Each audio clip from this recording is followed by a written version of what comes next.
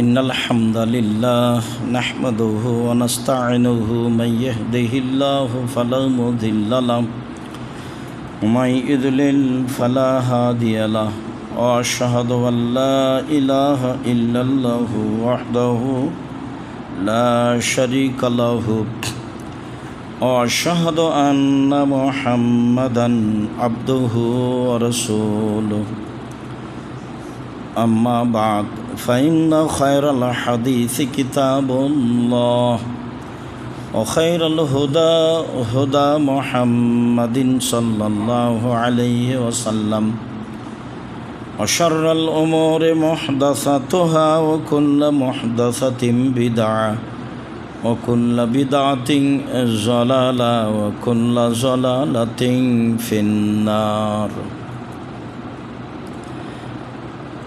أعوذ بالله من الشيطان الرجيم وأن المساجد لله فلا تدع مع الله أحدا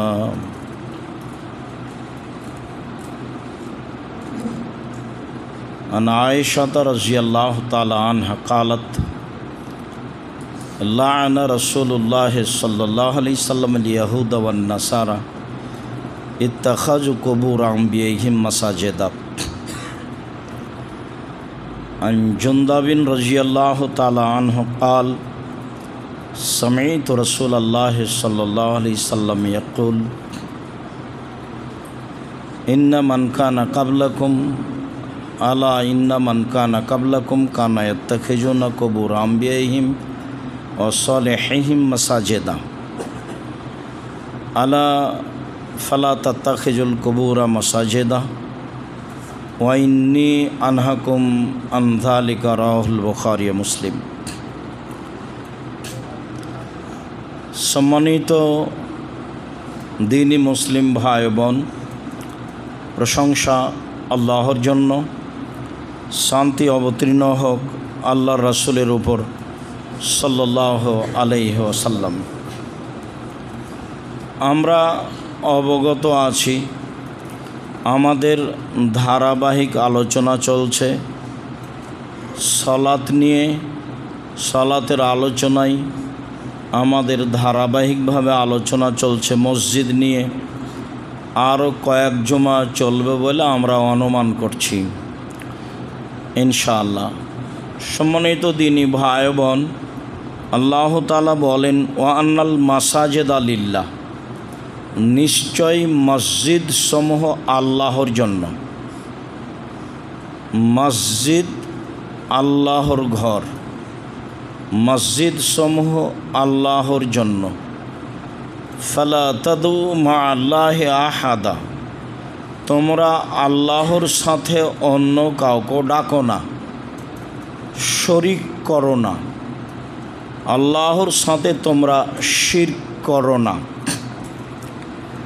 আমরা সময়ের গতিতে আলোচনা করব ইনশাআল্লাহ। হয়তোবা কথার ফাঁকে মাঝে মধ্যে বলেওছি দুনিয়াতে দুইটি পাপ আছে যার নিজস্ব ক্ষমতা আছে। মানুষের ধারণায় সেই দুইটি নেকির কাজ। তার একটি পাপের নাম হলো শিরক, আর একটি পাপের নাম হলো বিদাত। এই দুইটি পাপের নিজস্ব ক্ষমতা আছে। শিরক কি করতে পারে? শিরক আল্লাহকে খাটো অপমান করতে পারে। শিরক কি করতে পারে? শিরক মানুষের অতীতের নেকিকে নষ্ট করে দেয়। শিরক করলে তার এক নেকিও থাকবে না। বিদাত করলে কি হয়? বিদাত করলে মানুষের ইবাদত কবুল হয় না। বিদাত করলে আল্লাহর রাসূলকে খাটো করা হয়, অপমান করা হয়। তার মানে ইবাদত রাসূলের পদ্ধতিতেই করতে হবে, মানুষের পদ্ধতিতে ইবাদত চলবে না। ঠিক তেমনি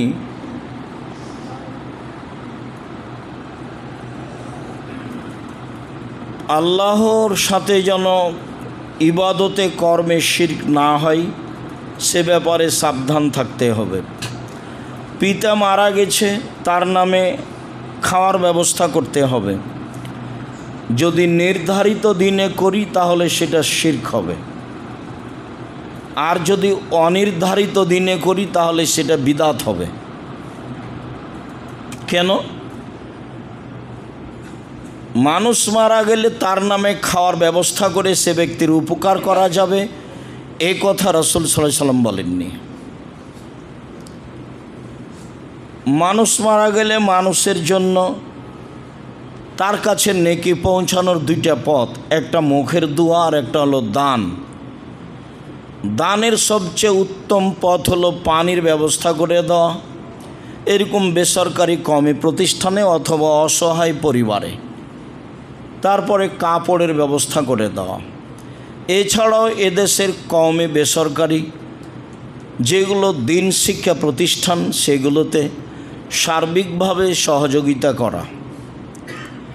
এগুলো হচ্ছে মরা মানুষের নিকটে নেকি পৌঁছানোর মাধ্যম। আপনার পিতা মারা গেছে, যদি ধরেন এটা পিতার নামে দান করলেন সাদাকা, তো আপনার আত্মীয় স্বজন বন্ধুবান্ধব সবাই এসেছে, সাদকা তো যারা কাজ করে খেতে পারে তারা খেতে পারে না।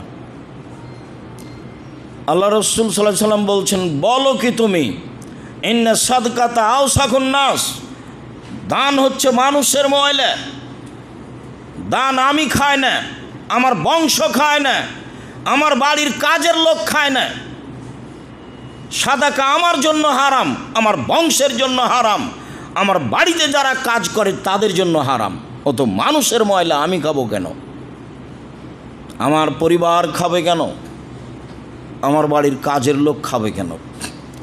তো আপনার বাপের নামে ওটা দান নেকির জন্য করলেন, তো ওটা আপনারা সবাই খাচ্ছেন, যে যার জন্য এটা নেকির কাজ নয়, এটা বিদআত। আর নির্ধারিত দিনে করলে তা হলো শিরক। বলছিলাম যে আয়েশা রাদিয়াল্লাহু তাআলা আনহা বলেন, রাসূল সাল্লাল্লাহু আলাইহি সাল্লাম অভিশাপ করেছেন ইহুদিদের উপরে আর খ্রিস্টানের উপরে। সূরা ফাতিহাতে প্রত্যেক সময়ে ইহুদিদের উপরে অভিশাপ করা হয়, তা হলো মকজুব।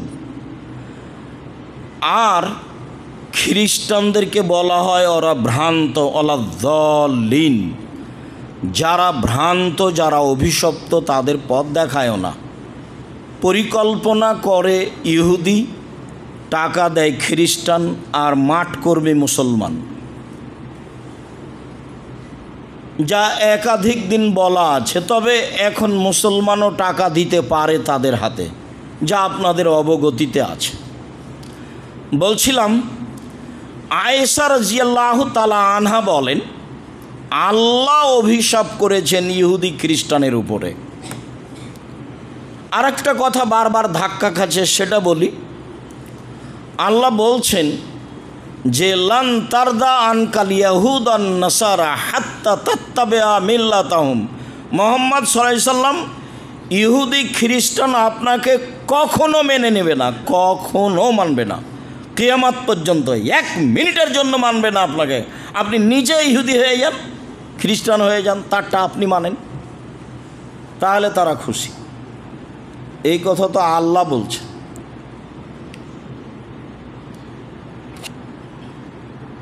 কেন? ইত্তাখাজু কবুর আম্বিহিম মাসাজেদা, তারা নবীদের কবরকে মসজিদ তৈরি করেছে,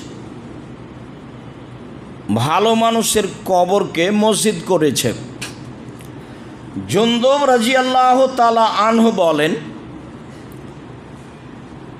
আমি রাসূল সাল্লাল্লাহু আলাইহি সাল্লামকে বলতে শুনেছি, আল্লাহ রাসূল বলছিলেন যে আলা সাবধান,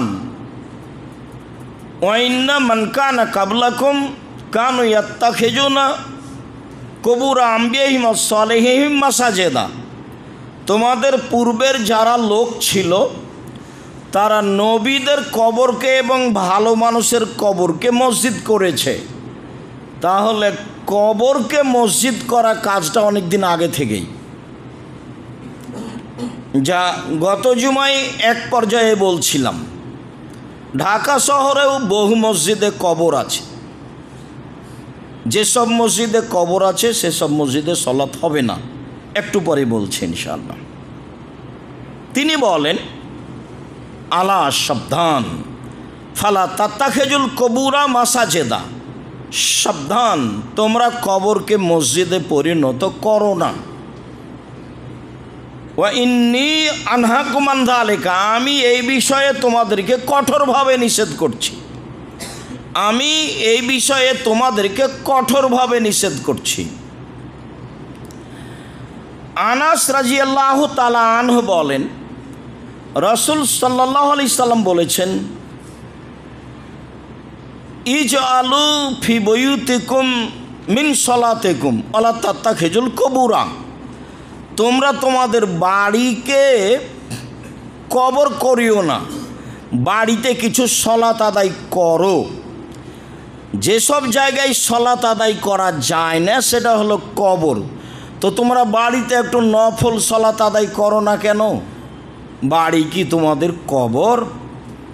তাহাজ্জুদ পড়ো না কেন? জোহরের সুন্নাত পড়ে মসজিদে যাবা, মাগরিবের সলাত আদায় করে বাড়িতে এসে সুন্নাত পড়বা, আর না হয় তাহাজ্জুদ পড়বা বাড়িতে। বাড়িটাকে কবর করো না, বাড়িতে কিছু সলাত আদায় করো। আতা ইবনে ইয়াসার রাদিয়াল্লাহু তাআলা আনহু বলেন,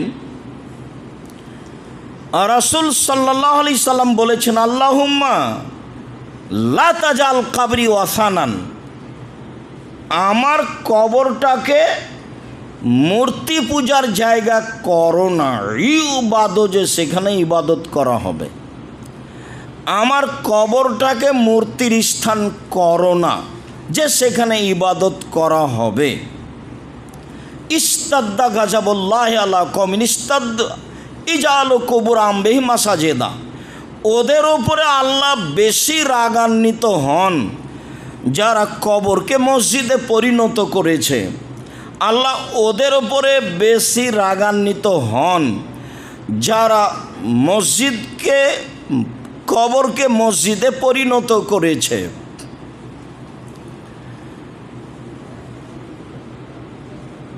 জাবের রাদিয়াল্লাহু তাআলা আনহু বলেন, রাসূল সাল্লাল্লাহু আলাইহি ওয়াসাল্লাম নিষেধ করেছেন, না আইয়ুজাসসাসাল কবর ওয়া ইউবনা আলাইহি ওয়া ইউকাদা আলাইহি, কঠোরভাবে নিষেধ করেছেন কবরকে যেন পাকা করা হয় না, কবরকে যেন গম্বুজে পরিণত করা হয় না, কবরের উপরে যেন বসা হয় না। কবরকে পাকা করা নিষেধ। কবরকে ঘর তৈরি করে ঘরের মতো করে বানানো নিষেধ। কবরের উপরে বসা নিষেধ। জাবের রাদিয়াল্লাহু তাআলা আনহু বলেন, রাসূল সাল্লাল্লাহু আলাইহি সাল্লাম নিষেধ করেছেন, আইয়ুজাসসাসাল কুবুর ওয়া ইউক্তাবা আলাইহা ওয়া তুতা, কবরকে যেন পাকা করা না হয়, কবরের উপরে যেন কিছু লেখা না হয়।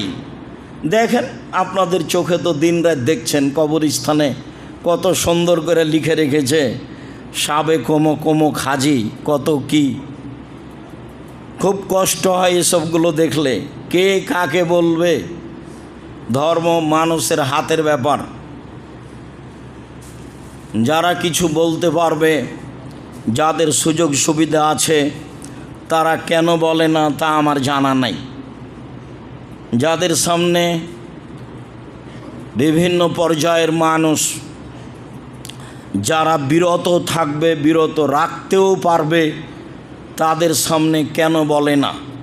তাই মাঝে মধ্যে বলি, যদি আমাদের দিয়ে চলে তাহলে আল্লাহ তুমি আমাদেরকে জাতির সামনে গ্রহণীয় করো, আর যদি আমাদের দিয়ে না চলে, যারা জাতির সামনে চলবে, যাদের কথা জাতি গ্রহণ করবে তাদেরকে নিয়ে আসো, নিয়ে এসে বলো তুমি তো পারো, সব কিছু পারো, তো তুমি করো। কেন মানুষের কবর পাকা করা হবে? কেন মানুষের কবরে তার নাম ঠিকানা লেখা হবে? কেন সেখানে পাশে বসার জায়গা করা হবে? কবরের উপরে হাঁটা নিষেধ, কবরের উপরে বসা নিষেধ, কবরে কিছু লেখা নিষেধ, কবরকে পাকা করা নিষেধ, কবরকে ঘরে গম্বুজে পরিণত করা নিষেধ, সব একটানা নিষেধ, সব নিষিদ্ধ। আর থাকলো পাকা কবর। তো আবুল হাইয়াজ আল আসাদি রাজিয়াল্লাহু তাআলা আনহু বলেন, একদা আমাকে আলী রাজিয়াল্লাহু তাআলা আনহু বললেন, আলা বাসোকা আলা মা বাসানি আলাইহি রাসূলুল্লাহ সাল্লাল্লাহু আলাইহি সাল্লাম। আচ্ছা আবুল হাইয়াজ আল আসাদি, আমি কি তোমাকে ওই কাজে পাঠাবো না যে কাজে আমাকে আল্লাহর নবী পাঠিয়েছিলেন? আলী বলছেন, আল্লাহর নবী আমাকে পাঠিয়ে বলেছিলেন, আলী আল্লাহ তাদা তিম সালান ইল্লা তমস্তাহু, তুমি ছাড়বে না কোনো মূর্তি ভাস্কর্য, তাকে ভেঙে টুকরা টুকরা খান খান করে দাও। ওয়ালা কাবরান মুশরিফান ইল্লা সাওয়াইতাহু, তুমি ছাড়বে না কোনো উঁচু কবর, সবকে ভেঙে সমান করে দাও। আজ উঁচু কবর আছে সেই জন্য কালো থাকবে এ কথা নয়। আপনার চোখের সামনে মানুষের বানানো মূর্তি যদি মানুষ ভেঙে দেয়, দিনের স্বার্থেও নয় এমনিতেই, তাহলে আপনার বাপের কবর একদিন মানুষ ভাঙবে। কেউ যদি না ভাঙতে পারে ঈসা আলাইহিস সালাম ভেঙে দিবেন, এবং অপমান অবস্থায় ভাঙবে। আমি ভাষা নকল করে আপনাকে কষ্ট দিতে চাইনি, তবে আপনার বাপের কবর মানুষ অপমান অবস্থায় ভেঙে দিবে এ কথাই ঠিক, ভাঙবেই। মুসলিম শরীফের হাদিস। মানুষ একদিন এ হাদিস আমল করবে, আজ হোক আর কাল হোক। কেন? এটা নবীদের নীতি। আব্দুল্লাহ ইবনে মাসউদ রাদিয়াল্লাহু তাআলা আনহু বলেন, দাখালা রাসূলুল্লাহ সাল্লাল্লাহু আলাইহি সাল্লাম আল বাইতা ওয়া হাওলাল কাবাতে সিত্তুনা সালাসু মিআতে নসব। আল্লাহর নবী যখন কাবা ঘরে ঢুকলেন তখন কাবা ঘরের ভিতরে 360টি মূর্তি ছিল। মূর্তিগুলো তার পিতার ছিল। মূর্তি তার পিতার মানে ইব্রাহিম আলাইহিস সালামের ছিল। মূর্তিগুলো তার পিতা মানে ইব্রাহিম আলাইহিস সালামের ছিল। ইসমাইল আলাইহিস সালামের মূর্তি ছিল। ফাজালায়ান ওতোহা বেউদিন ফিয়াদেহি, তিনি ওই লাঠি দিয়ে মূর্তিগুলোর উপরে আঘাত করতে লাগলেন যে লাঠি তার হাতে ছিল। লাঠি দিয়ে মূর্তিগুলো ভাঙছিলেন আর মুখে বলছিলেন, জাল হক এসেছে সত্য, অজাহাকাল বাতিল চলে গেছে মিথ্যা, ইন্নাল বাতিলা নিশ্চয় মিথ্যা, কানা জাহুকা চিরদিন মিথ্যা। এসেছে সত্য, চলে গেছে মিথ্যা, নিশ্চয় মিথ্যা, চিরদিন মিথ্যা। সেই দিন এই কথা বলে কাবা ঘরের ভিতরের মূর্তিগুলিকে সবকে ভেঙে চৌচির খান খান করে দিলেন। মূর্তিগুলো ছিল পৃথিবীর শ্রেষ্ঠ মানুষের, যিনি তার পিতা, যিনি ইব্রাহিম আলাইহিস সালাম। যখন যাচ্ছিলেন আল্লাহর নবী আর জিবরাইল যাচ্ছেন, তো জিবরাইল প্রথম দরজাটা খুলতে বলছেন। যে পাহাড়দার সে বলছে, আপনি কে? আমি জিবরাইল। আপনার সাথে কে? আমার সাথে মোহাম্মদ। আপনাকে পাঠানো হয়েছিল? জি। পাহারাদার খুব শক্ত মানুষ হতে হবে। যাকে আপনি পাহারাদার করেছেন সে আপনাকে না চিনলে দরজা খুলতে পাবে না, তার নাম পাহারাদার। পৃথিবীর কোনো মানুষের জন্য না চিনে সে পাহারা দরজা খুলতে পাবে না। ও তো সাধারণ ফেরেশতা। জিবরাইল বলছেন দরজা খুলেন। দেখেন উনি বলছেন, আপনি কে? আমি জিবরাইল। তো উনি তো সবচেয়ে দামি মানুষ, দামি ফেরেশতা। তার উপর দিয়ে ফেরেশতা জগতে কেউ দামি নেই। আপনার সাথে কে? বলে মোহাম্মদ সাল্লাল্লাহু আলাইহি সাল্লাম। এবার মানুষ জগতে সবচেয়ে দামি। তাহলে সবচেয়ে দামি যারা পৃথিবীতে ফেরেশতা ও মানুষ তারা আছে। কই তাড়াহুড়ো করে খুলছেন না, বলছেন আপনাকে কি পাঠানো হয়েছিল? এত কথা তো মনে হয়েছে বলার প্রয়োজন আছে, আপনাকে কি পাঠানো হয়েছিল? বলে জি। উনি নিশ্চিত হচ্ছেন ঘটনা কি, একজন স্বাভাবিক ফেরেশতা। বলে হ্যাঁ। তখন দরজা খুললেন, উঠে দেখলেন আদম। বলে ইনি আমার আব্বা, ইনি আপনার আব্বা, আপনি কি সালাম দেন? তা আল্লাহ নবী একটু আগিয়ে গেলেন, গিয়ে বলছেন আব্বা আপনাকে সালাম। তখন আদম আলাইহিস সালাম সপ্তম আকাশে গিয়ে জিবরাইল আলাইহিস সালাম বলেন ইনি আপনার পিতা ইব্রাহিম, আপনি তাকে সালাম দেন। আমাদের নবী একটু আগিয়ে গেলেন, গিয়ে বলছেন আব্বা আপনাকে সালাম। তখন ইব্রাহিম আলাইহিস সালাম বলছেন ওয়া আলাইকা সালাম ইবনি সলে আর নবী সলে, তোমার উপর সালাম হে আমার সৎ ছেলে সৎ নবী। যেই ভাষা নকল করেছেন আদম আলাইহিস সালাম, সেই ভাষা নকল করছেন ইব্রাহিম আলাইহিস সালাম। যেই ভাষা দিয়ে সালাম দিয়েছেন আমাদের নবী আদম আলাইহিস সালামকে, সেই ভাষা দিয়ে সালাম দিয়েছেন আমাদের নবী ইব্রাহিম আলাইহিস সালামকে। মূর্তিগুলো ছিল ইব্রাহিম আলাইহিস সালামের, সব ভেঙে খান খান করে দিলেন। ইব্রাহিমের বৈশিষ্ট্য ছিল মূর্তি ভেঙে দেওয়া, এই ইতিহাস আপনাদের জানা আছে। সম্মানিত দিনী ভাই বোন, কবর উঁচু হবে না এ কথাই ঠিক, কবর পাকা করা হবে না এ কথাই ঠিক, একদিন মানুষে কবর ভেঙে দিবে এ কথাও ঠিক। কবরের ব্যাপারে রাসূল সাল্লাল্লাহু আলাইহি সাল্লাম বলেন লা তাজলিসু আলাল কবরে, তোমরা কবরের উপরে বসো না। ওয়ালা তুসাল্লি ইলাইহা, কবরের দিকে মুখ করে সালাত আদায় করো না। অন্য এক বর্ণনায় এসেছে লা তুসাল্লু আলাইহা, কবরের ওপরে সালাত আদায় করো না। ওয়ালা তুসাল্লু ইলাইহা, কবরের দিকে মুখ করে সালাত আদায় করো না। অন্য এক বর্ণনায় এসেছে ওয়ালা তুসাল্লু বাইনাহা, কবরের মাঝে সালাত আদায় করো না। মসজিদের ডানে বামে সামনে পিছনে যে কোনো জায়গায় কবর থাকলে সেই মসজিদে সালাত হবে না, এটাই চূড়ান্ত হাদিস সহিহ।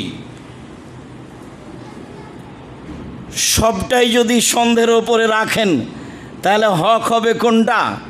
মাঝে মধ্যে বাহিরে গেলে মানুষ বলে অত শক্ত করে বলেন কেন, একটু নরম করে বললেও তো হয়। যদি আমি এটা বুঝতে পারি না যে নরম করে বললে কিভাবে হবে, তার মানে কি তাহলে এ কথা বলতে হবে যে মসজিদে কবর আছে সেখানে সালাত হবে? অসম্ভব, হতে পারে না। তিনি বলেছেন কবরের উপরে সালাত আদায় করো না, তিনি বলেছেন কবরের দিকে মুখ করে সালাত আদায় করো না, তিনি বলেছেন কবরের মাঝে সালাত আদায় করো না, তিনি বলেছেন ঘরকে কবর তৈরি করো না, ঘরে সালাত আদায় করো। কবর এমন একটা জায়গা যেখানে সালাত আদায় করা হয় না। সম্মানিত দিনী ভাই বোন, মসজিদের বিষয়টি ছিল তাই বলছিলাম। আয়েশা রাদিয়াল্লাহু তাআলা আনহা বলেন আমার রাসূলুল্লাহ সাল্লাল্লাহু আলাইহি ওয়াসাল্লাম বেনাইল মসজিদ ফিদ্দুরে ওয়া ইউনাজ্জাফা ইউতাইয়াবা, আল্লাহর নবী বলেছেন তোমরা পাড়ায় পাড়ায় অক্তিয়া মসজিদ তৈরি করো। আপনাদের গ্রামে প্রয়োজনে 10টা মসজিদ তৈরি করবেন, এ কথাই ঠিক। অক্তিয়া মসজিদ, পরের বাক্যে বলেন অবশ্যই মসজিদকে পরিষ্কার রাখতে হবে, অবশ্যই মসজিদকে সুগন্ধিময় রাখতে হবে। যদিও আমরা সুগন্ধিময় রাখা বিষয়টি ভালো বুঝি না, অন্তত মসজিদ পরিষ্কারের জন্য লোক রাখতে হবে, মসজিদ যেন কখনো অপরিষ্কার না থাকে, মসজিদে যেন ময়লা মাটি না থাকে, এইভাবে আপনাকে সোচ্চার থাকতে হবে। আল্লাহর নবী পাড়ায় পাড়ায় মসজিদ তৈরি করার আদেশ করেন। আনাস রাদিয়াল্লাহু তাআলা আনহু বলেন রাসূল সাল্লাল্লাহু আলাইহি সাল্লাম বলেছেন মসজিদের ব্যাপারে সাবধান থেকো। ইন্না মিন আসরাতি সাত ইয়াতাবাহুন নাস ফিল মাসাজিদ, বিশাল মসজিদ তৈরি করে প্রয়োজন না থাকলেও কারুকার্য করে গৌরবের জন্য মসজিদ মানুষ তৈরি করতে পারে। এ ব্যাপারে সতর্ক থাকো, এটা কিয়ামতের লক্ষণ। ইবনু আব্বাস রাদিয়াল্লাহু তাআলা আনহু বলেন, রাসূল সাল্লাল্লাহু আলাইহি সাল্লাম বলেছেন, মা বিন তাসজিদিল মাসাজিদ, মসজিদকে বিশাল কিছু করতে হবে, সর্বোচ্চ করে ব্যতিক্রম করে এভাবে আমাকে আদেশ দেওয়া হয়নি। পাড়ায় পাড়ায় মসজিদ করতে হবে, মসজিদ পরিষ্কার রাখতে হবে, এ আদেশ আমাকে দেওয়া হয়েছে। সম্মানিত দিনী ভাই বোন, মসজিদের বিষয়টিও সতর্কতার সাথে, কবরস্থানের পাশে হয় না যেন, কবরের উপরে হয় না যেন, কবর পাশে থাকে না যেন, তাকে কারুকার্য দিয়ে পরিণত করা হয় না যেন। তা হবে অবশ্যই স্বাভাবিক, তা হবে অবশ্যই সুন্দর, তা হবে অবশ্যই পরিষ্কার। এ কথাই রাসূল সাল্লাল্লাহু আলাইহি সাল্লাম বলেন। তালক ইবনে আলী রাদিয়াল্লাহু তাআলা আনহু বলেন, খারাজনা অফদান ইলা রাসূলিল্লাহি সাল্লাল্লাহু আলাইহি সাল্লাম, একদা আমরা বাড়ি থেকে বের হলাম আল্লাহ রাসূলের নিকটে যাব এই জন্য। ফাবায়ানাহু, আমরা কয়েকজন মিলে গিয়ে তার সাথে বায়াত করলাম। ওয়াসাল্লাইনা মাআহু, তার সাথে আমরা সালাত আদায় করলাম। ওয়াখবারনাহু বেবায়াতিন বেআরদিনা লানা, আমাদের গ্রামে একটা গির্জাঘর ছিল, সে কথা আমরা আল্লাহর নবীকে বললাম। তাতে আমরা বললাম, ফাস্তাউহাবনাহু বেফাজলে মাইন মিন তহুরিন, আপনি অজু করে একটু পানি দেন, সেই পানিটুকু আমরা আমাদের ওই গির্জাঘরে ছিটিয়ে দিয়ে ওকে পবিত্র করে সেখানেই সালাত আদায় করব। ফাদা বেমাইন, আল্লাহর নবী পানি নিয়ে ডাকলেন। ওয়াতাওয়াদ্দা, অজু করলেন। ওয়াতামাজমাজা, কুল্লি করলেন। ওয়া সাব্বাহু ফেদাওয়াতিন লানা, আমাদের সাথে একটা পাত্র ছিল, সেই পাত্রে অজুর বাকি পানিটুকু ঢেলে দিলেন। ফা আমারানা, ঢেলে দিয়ে তিনি আমাদের আদেশ করলেন যে উখরজু, তোমরা চলে যাও। এই যে আতাইতুম বেআরদিকুম আও আরদাকুম, যখন তোমরা তোমাদের জমিনে চলে যাবা, ফাকসেরু বিআতাকুম, তো তোমাদের গির্জাঘরের পূর্ব দিকে যে উঁচু জায়গাটা আছে ইমাম দাঁড়ানোর, সেই জায়গাটা ভেঙে দাও। সেই জায়গাটা ভেঙে দিয়ে ওয়া আউজাহু আও তানাজ্জাহু বেহাজাল মায়ে, এই পানিটা সেখানে ছিটিয়ে দাও। ওয়াজালুহা মসজিদান, সেটাকে মসজিদ হিসাবে ঘোষণা দিয়ে দাও। আমরা বললাম, আল্লাহর নবী, ইন্নাল বালাদা বাইদুন, আমাদের গ্রাম এখান থেকে অনেক দূর। ওয়াল হাররা শাদীদুন, প্রখর রৌদ্র।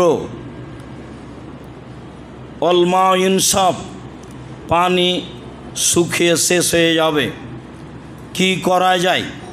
আল্লাহ রসুল বললেন, মুদ্দু হবে মাইন, বাড়িতে গিয়ে ওতে পানি দিয়ে ওটা বেশি করে দিও। ফাইনাহা লা ইয়াজিদুহু ইল্লা তিবান, পানি বেশি করলে এতে তার মর্যাদা, এতে তার পবিত্রতাই বেড়ে যাবে। তাহলে পড়ে নেওয়া পানির সাথে পানি মিক্স করা যায়, তাহলে জমজমের পানির সাথে পানি মিক্স করে পান করা যায়, তাতে তার মান কমে যাবে এ কথা নয়, বরং তাতে তার মান বেড়ে যাবে এ কথাই ঠিক। অত্র হাদিসে বোঝা যায় খ্রিস্টানদের গির্জাঘর মসজিদে পরিণত হতে পারে, মসজিদ করা যায়। গির্জাঘরের পূর্ব দিকে একটা উঁচু জায়গা থাকে মেহরাবের মতো, সেটা ভেঙে দিয়ে সমান করে দিতে হবে, তাতে পানি ছিটিয়ে দিতে হবে, তাহলেই সেটা মসজিদ বলে ঘোষণা দেওয়া যাবে। লন্ডনে বহু মুসলমান ওদের গির্জাঘর কিনে নিয়ে তাকে মসজিদ ঘোষণা দিয়ে সালাত আদায় করছে। তারা ইবাদত করেছে মর্মে সেখানে আর ইবাদত হবে না, তাদের টাকা দিয়ে গির্জাঘর তৈরি করা হয়েছে, সেই ঘরে সালাত হবে না, এই হিসাবে একটাও ঠিক নয়। দেখেন হাদিস সহি, বিষয়টি খুব বিবেচনার জন্য আমি মনে করি। অবশ্যই বিবেচনা করে সময়ের গতিতে কাজে লাগাবেন ইনশাআল্লাহ। আল্লাহুম্মা সাল্লি আলাইহি ওয়া বারিক আলাইহি।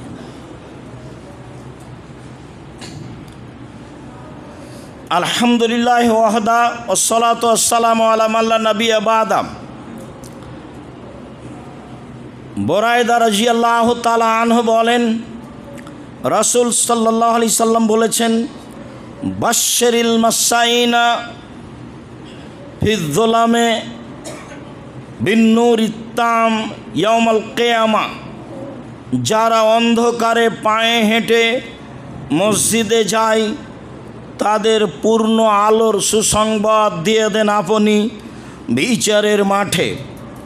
পায়ে হেঁটে কষ্ট করে মসজিদে যান, এইটা আপনার জন্য বিচারের মাঠে আলো হিসাবে হবে, এই কথা রাসূল সাল্লাল্লাহু আলাইহি সাল্লাম বলেন। আব্দুর রহমান ইবনে আয়েশ বলেন, একদা রাসূল সাল্লাল্লাহু আলাইহি সাল্লাম বললেন, ইন্নী রাআইতু রাব্বি বিআহসানি সূরাতিন। আমি একদা আমার প্রতিপালককে উত্তম আকৃতিতে দেখলাম। আল্লাহর নবী আল্লাহকে স্বপ্নে দেখেছেন।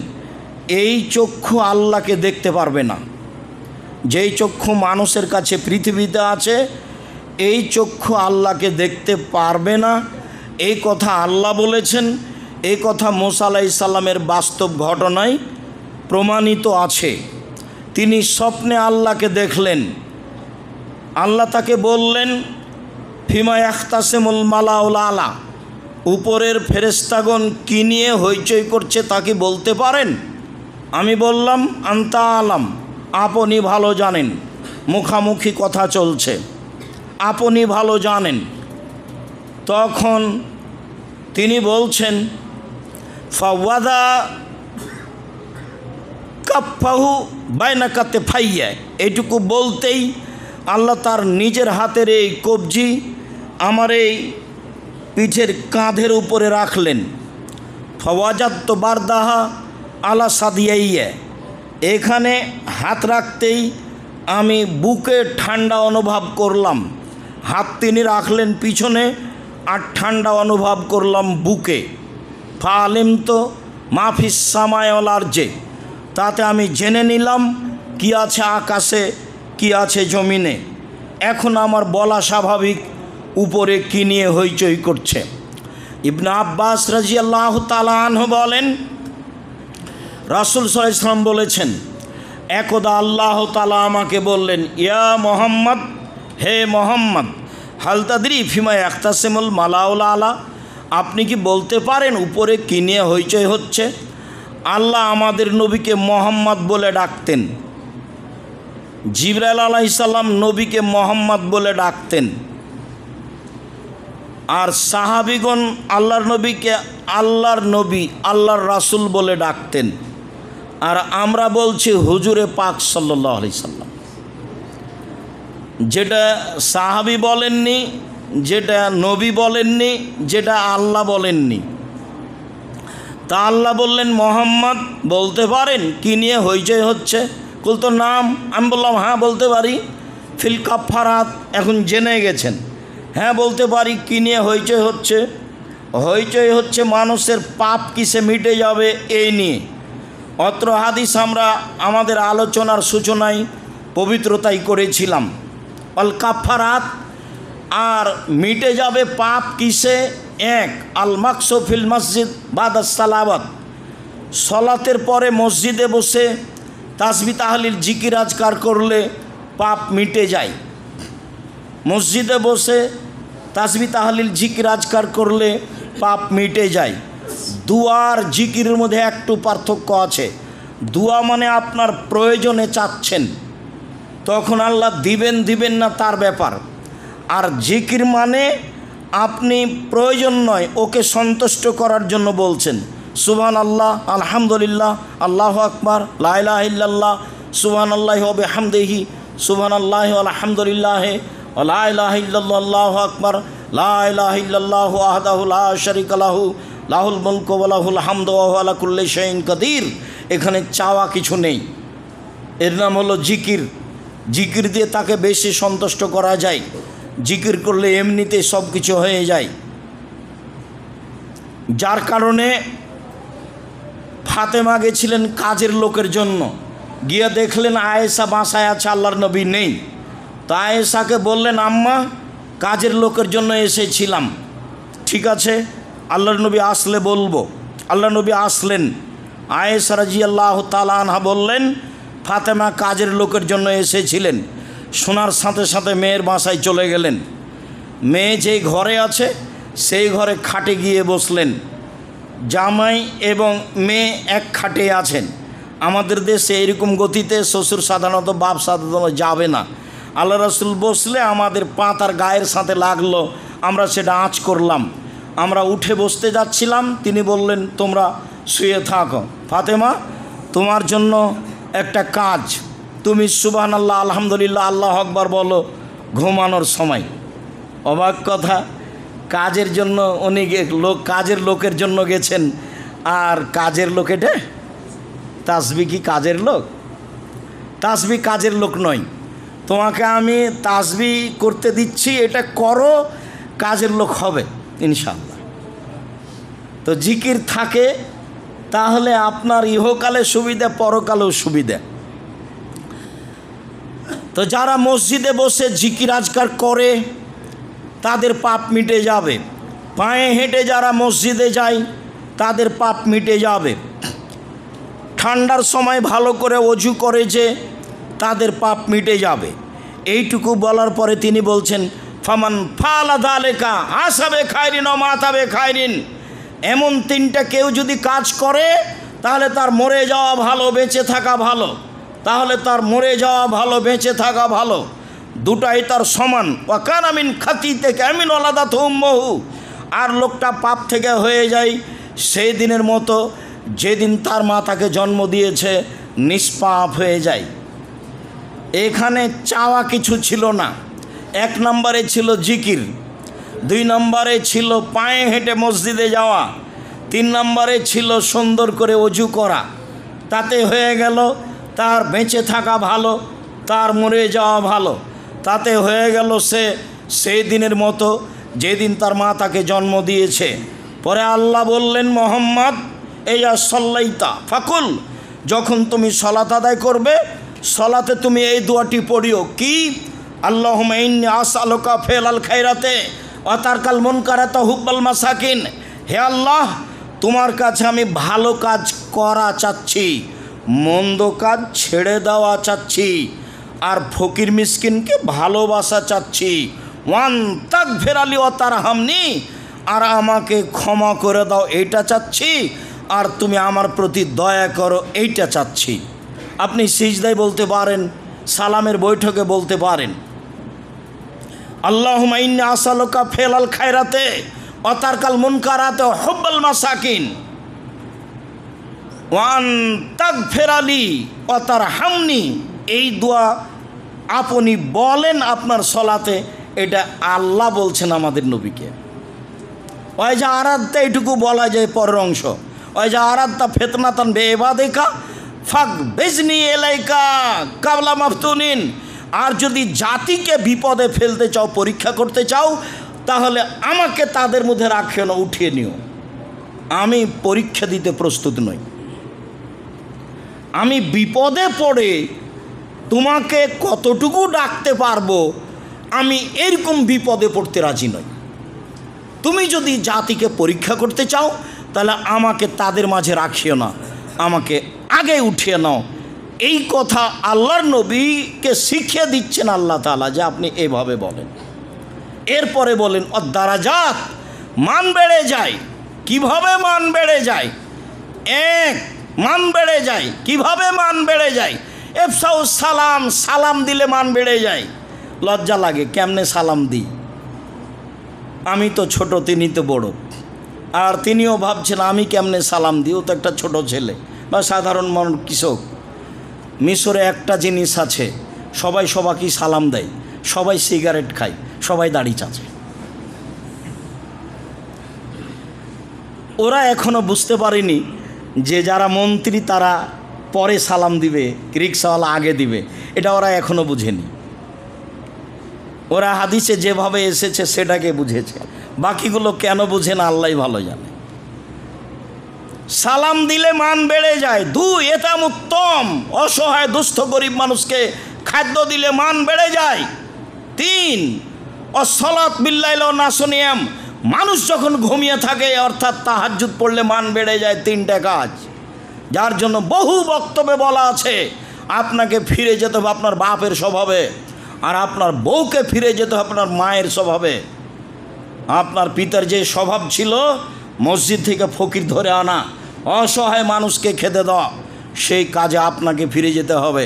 ঢাকা শহরে বসবাস করেন, 150 চাউল রান্না করেছেন, মেহমান আসলে স্বামী বউ বলা বলি করে, কি করবে, চানাচের বিস্কুট দিয়ে বিদায় করে দাও।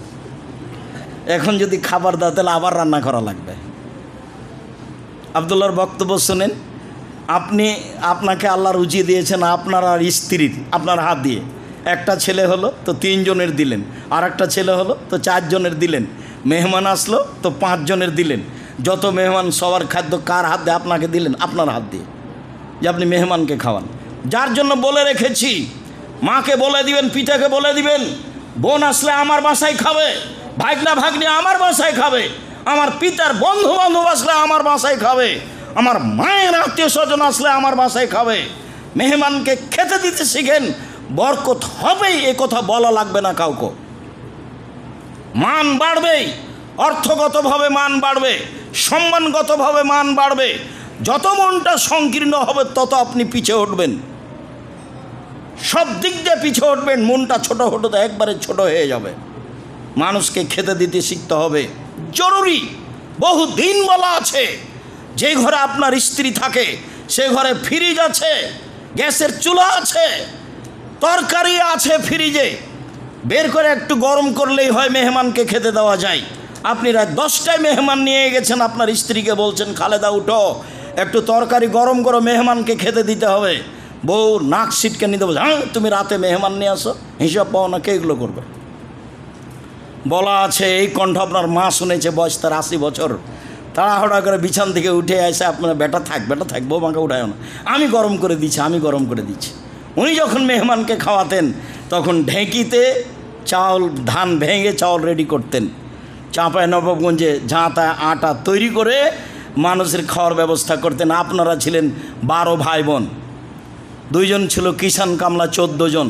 আপনার বাপ রাতে 2 জন মেহমান ধরে নিয়ে এসছে ফকির, এবার হলো 16 জন মানুষের খাওয়া রেডি করা আপনার মা। এইভাবে তার জন্য সহজ হয়। তারপর আপনারা 12 ভাই বোন, একটার পর একটা আছে, কান্নাকাটির মাঝে, হইজয়ের মাঝে, তাকে দুধ দেওয়ার মাঝে, তারপরেও কোনো সমস্যা হয়নি। আর আপনার কিছুই নাই, তবুও খালি সমস্যা, একান ছেলে, কানার কচড়া, তাও নিয়ে এই সেই কত কিছু হিসাব হয় না। ফিরে যেতে হবে বাপের স্বভাবে, ফিরে যেতে হবে মায়ের স্বভাবে। 3টি কারণে মান বেড়ে যাবে। রাসূল সাল্লাল্লাহু আলাইহি সাল্লাম বলেন, আজকের আলোচনার শেষ হাদিস, রাসূল সাল্লাল্লাহু আলাইহি সাল্লাম বলেন, পৃথিবীর মানুষ শুনে রেখো, সালাসাতুন কুল্লুহুম আলা জামিনিল্লাহে আল্লাহে জামিন, 3 শ্রেণীর মানুষের জিম্মেদার আল্লাহ। 3 শ্রেণীর মানুষের জিম্মেদার আল্লাহ। 1, মান খারাজা গাজিয়ান ফি সাবিলিল্লাহ, যে যুদ্ধের জন্য বের হয়েছে তার জিম্মেদার আল্লাহ। এত ফাহু ফাইদ খেলাহুল জান্নাহ, যদি তার মরণ দিয়ে দেয় আল্লাহ তাকে জান্নাতে দেবেন, এ ব্যাপারে তিনি জিম্মেদার। ওয়াইন রাদ্দাহু, আর তাকে যদি আল্লাহ ফেরত দেয়, যুদ্ধ করে বাড়ি ফিরে আসে, তাহলে ফিরে আসবে বেআজরি গানিমাতিন, টাকা পয়সা নিয়ে, যার আপনার জয়ী হয়ে নেকি নিয়ে অনেক নিয়ে ফিরে আসবে। 1, ও রাজুলুন রাহেল আল মসজিদ, যে ব্যক্তি বাড়ি থেকে মসজিদে যায় সালাত আদায়ের জন্য, এর জিম্মেদার আল্লাহ। যদি যাওয়া আসেতে মারা যায়, আল্লাহ তাকে মাফ করে দিয়ে জান্নাতে দিয়ে দিবেন। আর যদি বাড়ি ফিরে আসে তাহলে প্রচুর পরিমাণে নেকি এবং একটা অর্থ সম্পদ নিয়ে ফিরে আসবে, আমি বুঝতে পারি আর না পারি। 3, ওয়ারাজুলুন দাখালা বাইতাহু বিসালামিন, যে ব্যক্তি বাড়িতে প্রবেশ করে সালামের মাধ্যমে, তার জিম্মেদার আল্লাহ। আমরা তো সালাম দিতেই পারি না, আমাদের বাড়িতে সালাম দিয়ে ঢোকা তো একটা শরমের ব্যাপার। রাজশাহী চাঁপাইনবাবগঞ্জের মানুষ যদি কেউ সালাম দিয়ে বাড়িতে ঢোকে তাহলে এটা অবাক ব্যাপার হবে, কেমন হলো ঢোকে, বাড়িতে কেউ আছো, আব্দুর রাজ্জাকের মা বাড়িতে আছো, এইভাবে ঢোকে। এমনিতেই ঢোকে না, তবে এইভাবে ঢোকে, সালামের জায়গায় এটা চলছে। আর আপনার তো আল্লাহর রাস্তে কলিং বেল, বাজনা বাজে উঠছে বাড়িতে, তে বাজনা তো চলবে না। যদি কলিং বেলে সালাম থাকে তবু আপনি মুখে সালাম দিয়ে বাড়িতে ঢুকবেন। জরুরি যারা আছেন আমার সামনে, যারা এই যন্ত্রের মাধ্যমে পৃথিবীর বিভিন্ন প্রান্ত থেকে অবগত হচ্ছেন, সময়ের গতিতে অবগত হবেন, আমি তাদেরকে আন্তরিকভাবে অনুরোধ জানিয়ে বলছি, আপনি আমার দিনী ভাই, আপনি আমার দিনী বোন, আপনাকে জরুরিভাবে এই কাজগুলি করতে হবে। তার একটা জরুরি কাজ করতে হবে, সালাম দিয়ে বাড়িতে প্রবেশ করবেন, তাহলে আপনার জিম্মেদার আল্লাহ। এ কথা তো আমি বলিনি, এ কথা মুহাম্মদ সাল্লাল্লাহু আলাইহি সাল্লাম বলেন। রাতে সালাত আদায় করতে শিখবেন, মান বাড়বেই। অসহায় মানুষকে খেতে দিতে শিখতে হবে। অসহায় মানুষ পাওয়া না গেলে যেখানে এতিম আছে সেখানে টাকা পয়সা পাঠাতে হবে। যদি আপনার পাড়ায় না থাকে তো আল্লাহর রাস্তায় জামিয়া সালাফে তো আছেই, 519 জন এতিম অসহায় আছে, খালি আপনার জন্য, যাতে করে আপনার সমস্যা না হয়। কোথায় পাবো লোকজন? 519 জন এতিম অসহায় আছে। কেন যে আপনি দেখতে যান না, সালাম ফিরার পরে আপনি উঠে চলে যান। 200 টাকা 500 টাকা দেওয়া আপনার প্রয়োজন হয় না। কেন হয় না তা আমি বুঝি না। তবে মনে রাখবেন, দেওয়া হাত ভালো নেওয়া হাতের চেয়ে। শ্বাস বন্ধ হয়ে গেলে সময় শেষ, এ কথাই ঠিক। দেওয়া হাত ভালো নেওয়া হাতের চেয়ে। আল ইয়াদুল উলিয়া খায়রু মিন ইয়াদিস সুফলা, হাদিস বুখারী মুসলিম। দেওয়া হাত ভালো নেওয়া হাতের চেয়ে, এই কথা মুহাম্মদ সাল্লাল্লাহু আলাইহি সাল্লাম বলেন। আল্লাহ তুমি আমাদেরকে এইসব আমলের মাধ্যমে আমাদের ইহকাল পরকাল কল্যাণ করো, আমাদের আহাল পরিবারকে হেফাজতে রাখো, আমাদের অর্থ সম্পদে বরকত দান করো। যারা পৃথিবীতে মুসলমানের ওপরে জুলুম অত্যাচার করছে তাদের ধ্বংস করো, তুমি তোমার ক্ষমতা দিয়ে করো। তুমি মুসলমানদের মান-ইজ্জতের ব্যবস্থা করে দাও, বাংলাদেশের মুসলমানদের মান-ইজ্জতের ব্যবস্থা করে দাও। কে আসলে কে থাকলে মান সম্মান রক্ষা হবে, অর্থ সম্পদ নিরাপদে থাকবে, সেটা তুমি ভালো জানো। তোমার দরবারে এই জুমার খুতবার শেষে বাংলাদেশের মুসলমানের নিরাপত্তার দাবি এবং সারা পৃথিবীর মুসলমানের নিরাপত্তার দাবি এবং তাদের বৈধ রুজির দাবি রেখে আজকের জুমার খুতবা এখানে শেষ করলাম। আল্লাহুম্মা সাল্লি আলাইহি, আল্লাহুম্মা বারিক আলাইহি।